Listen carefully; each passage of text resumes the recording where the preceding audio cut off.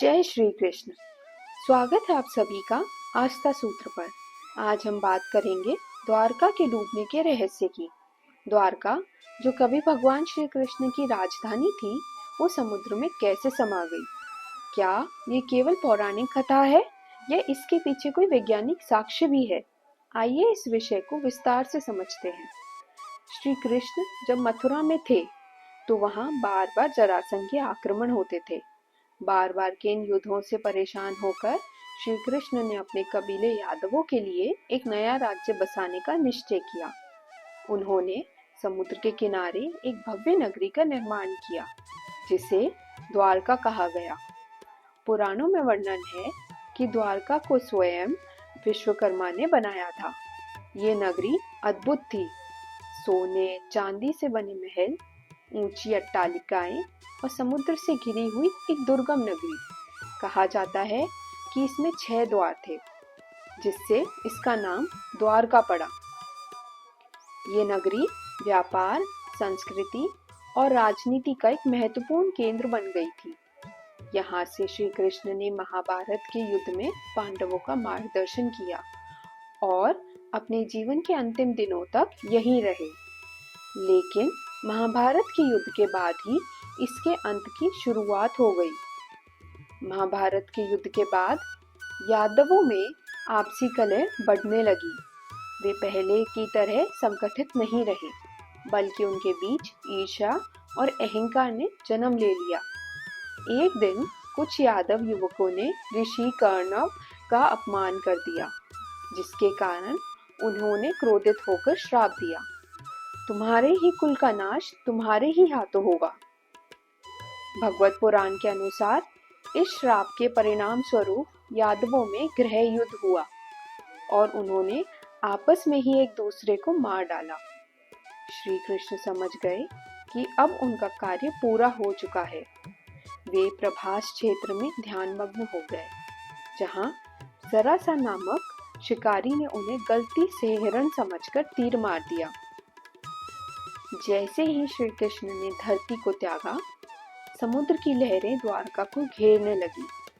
धीरे धीरे ये वैभवशाली नगरी समुद्र में समा गई। ये घटना कितनी ऐतिहासिक है, क्या इसके प्रमाण हैं? आइए अब हम इस पर वैज्ञानिक दृष्टिकोण से चर्चा करें। 1980 के दशक में डॉक्टर SR राव, जो भारतीय पुरातत्व सर्वेक्षण यानी आर्कियोलॉजिकल सर्वे ऑफ इंडिया के प्रसिद्ध आर्कियोलॉजिस्ट थे, उन्होंने गुजरात के तट पर समुद्र के नीचे प्राचीन द्वारका के अवशेषों की खोज की। ये खोज बेहद चौंकाने वाली थी।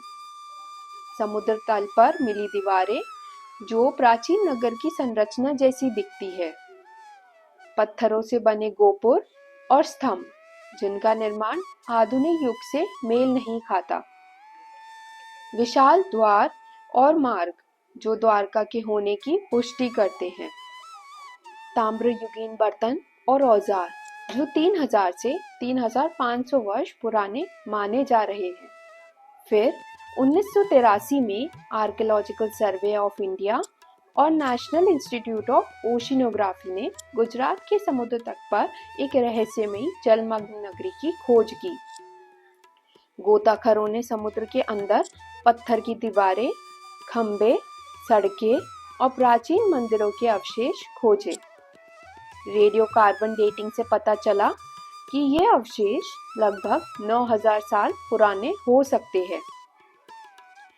इन खोजों से ये स्पष्ट हुआ कि द्वारका केवल पौराणिक नगरी नहीं, बल्कि एक ऐतिहासिक और वास्तविक स्थान था।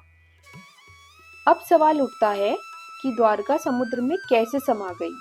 क्या ये सिर्फ भगवान श्री कृष्ण के जाने के बाद की एक रहस्यमय घटना थी, या इसके पीछे कुछ भूगर्भीय कारण थे? विशेषज्ञ मानते हैं कि द्वारका एक तटीय शहर था और भूकंप के कारण ये जलमग्न हो सकता है। अरब सागर में अक्सर टेक्टोनिक मूवमेंट होते रहते हैं, जिससे समुद्र का स्तर बढ़ सकता है। संभवतः 3000 से 3500 वर्ष पहले आए किसी महाभूकंप या सुनामी ने इस नगरी को डुबा दिया होगा। आर्कियोलॉजिस्ट ने पाया कि प्राचीन काल में समुद्र का जल स्तर काफी कम था, लेकिन समय के साथ ग्लेशियरों के पिघलने और समुद्री जल के बढ़ने से द्वारका धीरे धीरे जलमग्न हो गई। वैज्ञानिक शोध बताते हैं कि लगभग 3000 से 3500 साल पहले समुद्र का जल स्तर तेजी से बढ़ा था, जिससे कई प्राचीन तटीय नगर डूब गए थे। धार्मिक, ऐतिहासिक और वैज्ञानिक खोजों से ये स्पष्ट है कि द्वारका केवल एक पौराणिक कथा नहीं, बल्कि एक वास्तविक नगरी थी। श्री कृष्ण ने इसे बसाया और उनके जाने के बाद ये नगरी समुद्र में विलीन हो गई। क्या हमें द्वारका की और खोज करनी चाहिए? बिल्कुल। अभी तक केवल समुद्र के नीचे खोजे गए कुछ प्रमाण मिले हैं, लेकिन और भी गहरी खोज से हमें इस नगरी की पूरी सच्चाई पता चल सकती है। जय श्री कृष्ण। अगर आपको ये कहानी रोचक लगी तो इसे लाइक, शेयर और सब्सक्राइब करें और हमें बताएं कि आप आगे कौन सी कहानियाँ सुनना चाहते हैं।